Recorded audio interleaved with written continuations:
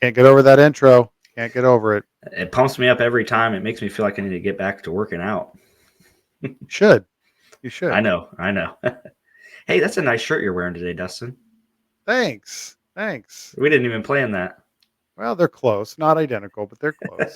They're close. how Well, you welcome back to Little Talks for Peak Performance. how you doing today?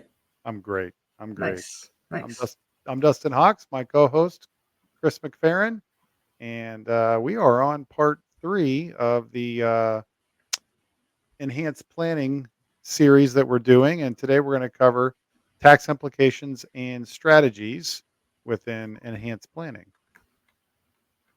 Let's hope we don't put him to sleep. I promise it's going to be enjoyable. I don't want to put myself to sleep. All right. So,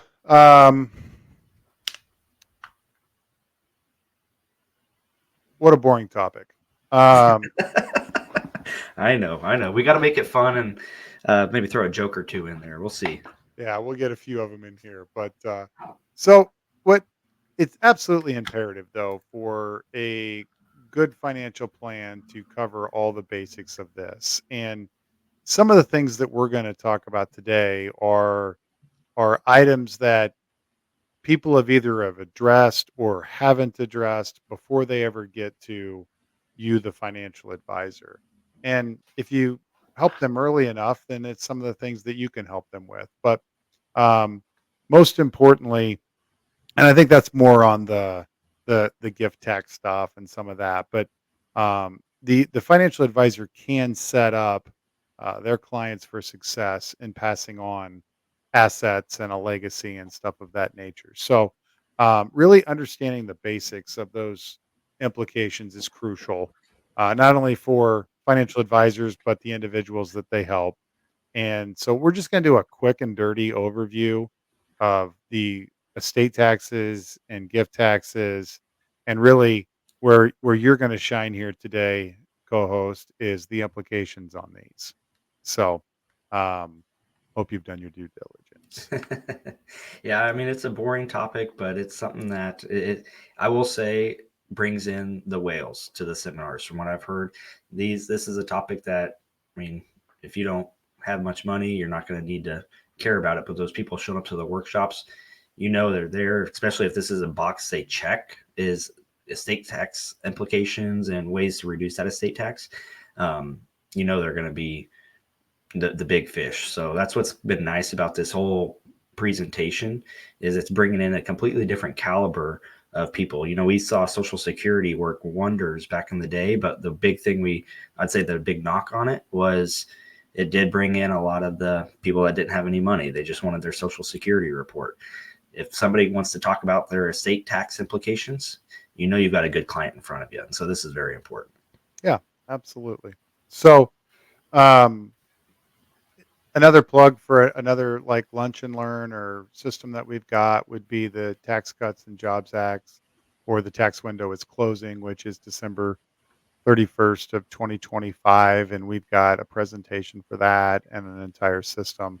And that's going to tie right along with what we're doing here, tie in with what we're doing here on the enhanced planning. So the part of the Tax Cuts and Jobs Act, they essentially upped the exemption from the 5 million that it previously was before that, and that's set to expire. But there's a ton of other things that are involved with that whole Tax Cuts and Jobs Act. But as far as it pertains to estate planning or enhanced planning, that's one of the biggie ones. The other thing is that's federal.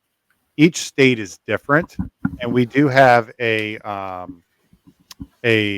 like a PDF of each state and where they fall and how that can work. So some of our advisors work in many states, and others just they don't even probably get out of their own city, and so it'd be real easy for them just to know what it is. So I'm going to quit yammering. Essentially, estate taxes, that's the tax that's imposed on an individual's wealth upon their passing. It's essentially based on the total value of their estate, and it's assessed before any of those assets are distributed to the beneficiaries. And then that exemption comes in because it's really the threshold amount that can be transferred without estate taxes or any type of tax that's incurred, at least on the federal side. And then each state could potentially be different, with some states not even having um, any tax whatever on an estate.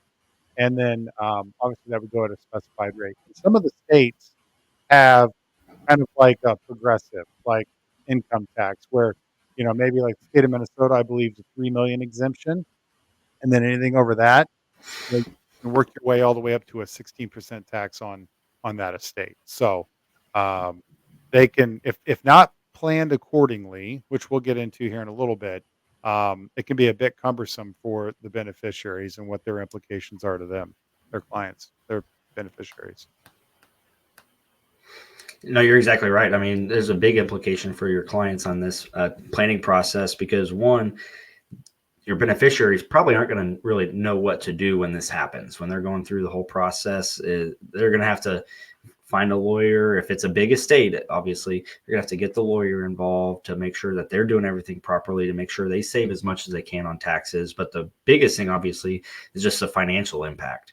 That the estate tax can significantly reduce the amount of wealth that you pass on to your heirs.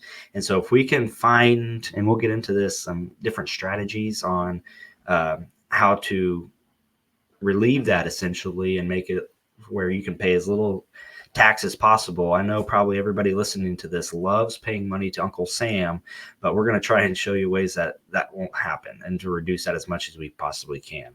Probably the next part, obviously, is just the tax planning side of it. So making sure we've got tax planning strategies involved to minimize these estate taxes, and we'll get into these, but such as gifting, trust planning, charitable giving, all of these things are going to tremendously set you apart from your competitor down the street because nobody's talking about this. This is a new topic. We've only been at it for about 3 years, but it is going crazy with the appointments being set, the business being written, because again, nobody's really talking about it and merging the estate planning with the financial planning side of it. And so if we can have some good, I'd say, dialogue with your clients on, hey, if you have this concern, check this box or let me know when we can get this taken care of. And a little plug here for our Case Central team. What's nice about our Case Central team, we've got a team of CFPs, CPAs, CFAs that can help significantly with a lot of these questions. So you don't have to be the expert to be dangerous. So just know that it sounds a little, I'd say, heavy, but we've got all the support you can have to make it easy on you guys.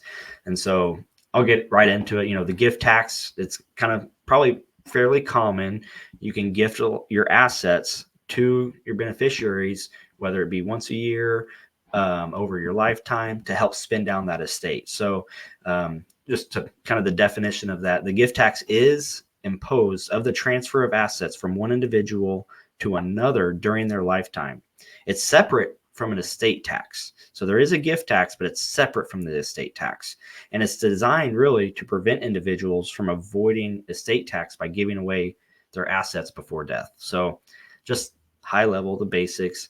The annual gift tax exclusion allows individuals to give a certain amount of money or property or assets to another person without incurring a gift tax. Okay, so there is a cumulative amount, that there's a cap on it, and that goes into the lifetime gifting exemption. But that's one of the big implications, and one of the first things we see is gifting your assets away.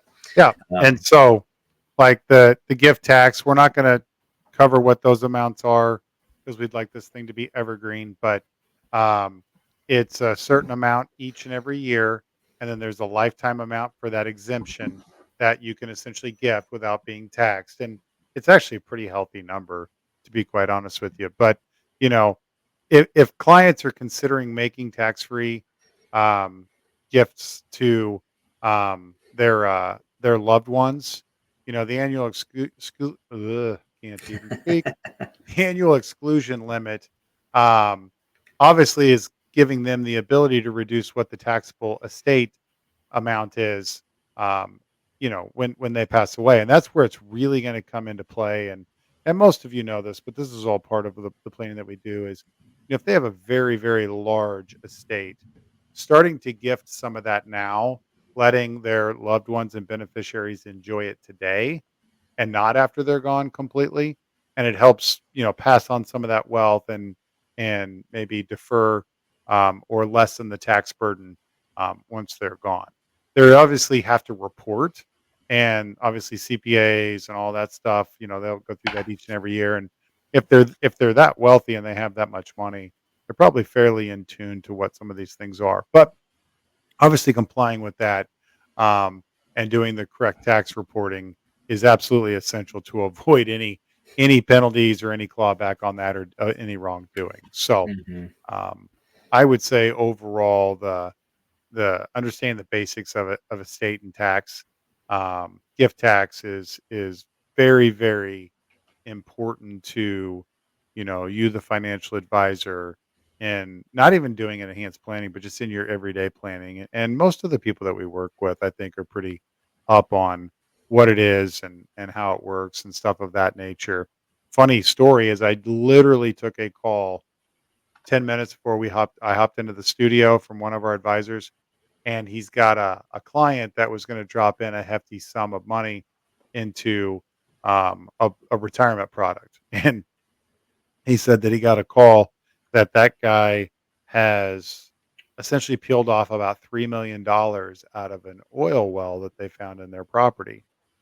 And it's there's all kinds of incentives and rebates and stuff like that that's crazy. I don't even know about, but you get people calling you all the time to invest in oil, and um, you don't have to pay any taxes on the income. But my point to it is that the state that they were residing in sent them an oil well tax just for having the oil well for $400,000. Ooh. So all the income you've taken off of it has all these incentives and exemptions and rebates, but we're actually going to tax you that actual well. Oh my. So yeah, no way around some of those things. But Yeah. I digress. I got a little off topic there. But so we're going to just touch on real quickly some strategies that individuals can do to minimize estate taxes through proper planning. Obviously, we already talked about annual gifting and using essentially the lifetime use gift tax exemption. There's a couple other ones here. I'm going to hit on a couple of them, and then I'll let you do that. We're not going to expand on any of these too much, just because it can get really deep, deep, deep into the weeds. But irrevocable life insurance trust. Um, Life insurance is a way for individuals to really pass on a lot of wealth tax free.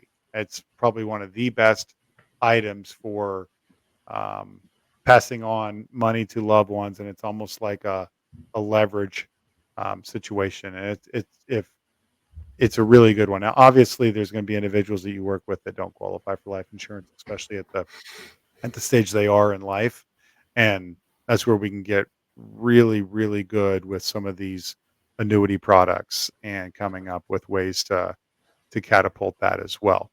Um, And so that's one thing to just keep in mind, everybody watching. You don't have to be the expert here. Like I said, you just got to know some of the verbiage, what it means, to bring it up to say, hey, if you have this concern, let me know. And that's the biggest thing with this whole enhanced planning topic is you don't have to be the expert. We've got the experts there for you to support. But yeah, that's a big one. Another one I'll say is just a qualified personal residence trust. Say that 5 times fast. Qualified personal residence trust. So that just mainly allows individuals to transfer their resident or vacation home into an irrevocable trust. So it retains the right to reside in the property for a specific period. And obviously, I mean, all that does is just it transfers and reduces the taxable value of the estate. So obviously, lowering the potential estate tax liability. thanks for Um, clarifying that.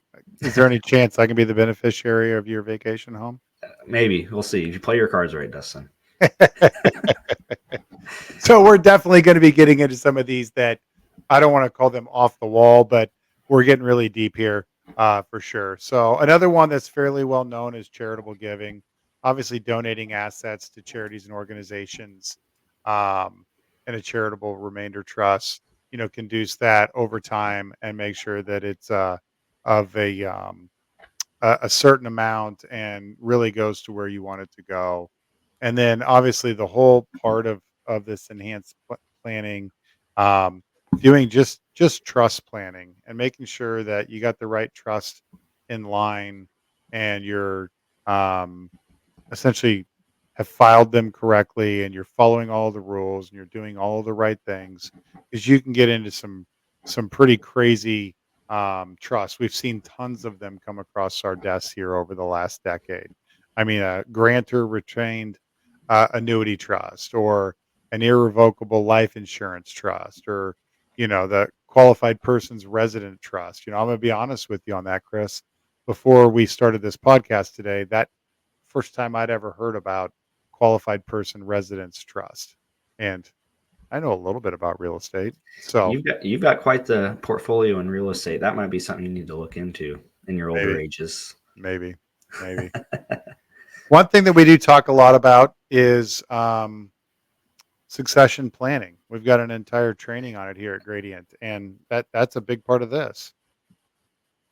And I would say that's probably the most important thing for just you, the advisor listening today, is your business succession planning. If you haven't started thinking about it, unless you're, my age, it's something you really need to start thinking about, because what's going to happen? Life happens. I mean, me and Dustin, we've been doing this, what now, 13 years going on, almost 14. And we've seen advisors pass away unexpectedly. And just imagine, take a step back and for a minute, what would your business look like if something happened to you or you and your business partner? What would happen to your clients, your business? And so this is one of the biggest things, not only just for you, the advisor, but again, if the people are in the room, there's a good chance they might be business owners or high up executives, but they've got to have that plan in place because they've got employees and staff and clients and overhead. And so if they don't have this plan just to make sure that everything's squared away, and again, unexpected circumstances, it can be really devastating to the practice, the people that you've serviced every day, the people on your payroll.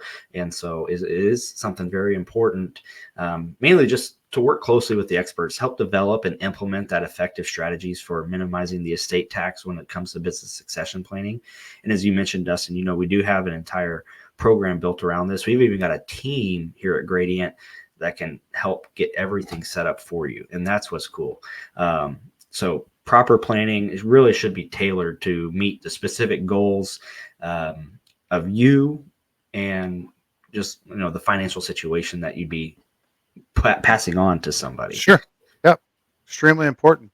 Extremely important. Succession Planning University. I don't know when the next one is, but it's a perfect plug for me to throw up this little banner going across the bottom. I will admit that last week's episode, today's episode, I probably spent, it doesn't matter, making banners and little subheadings, and we haven't used them once. So I just got so excited about what we were talking about that just went straight into it. So, Yeah. but anyways, so I I would say that if you want to dig right into the enhanced planning, marketing, and the way that you can help your existing clients and prospects, give us a call. Call us at 800-407-4137. Another another little plug that I had earlier today, I spoke with um, a great agent of ours.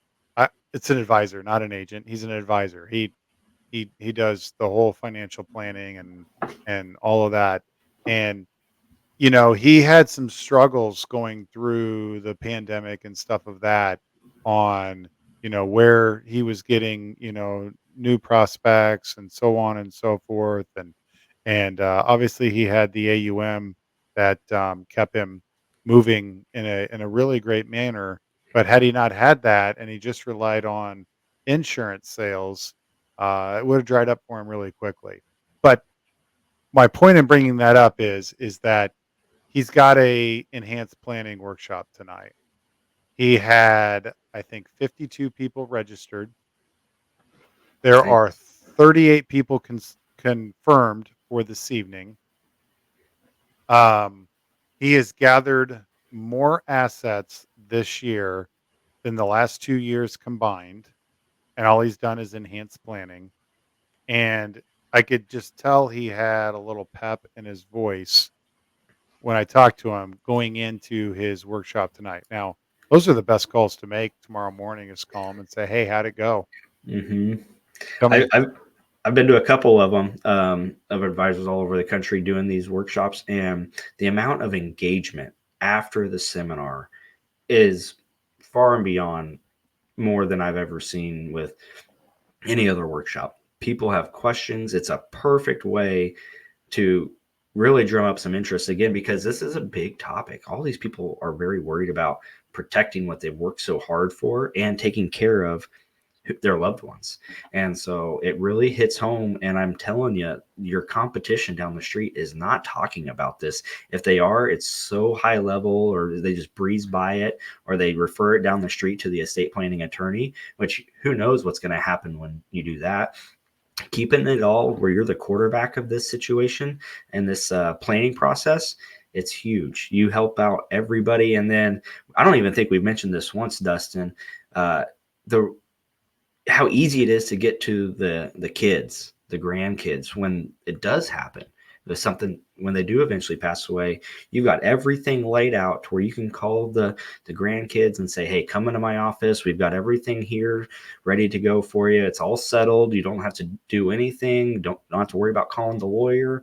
It's all set in place. Your parents took great care of their estate and made sure you guys were taken care of." And so that's a really big deal. I mean, we said it a million times. We love our kids more than anything. And so that's what these 55 plus people are wanting, is to make sure it's easy on their family after the fact. Yep.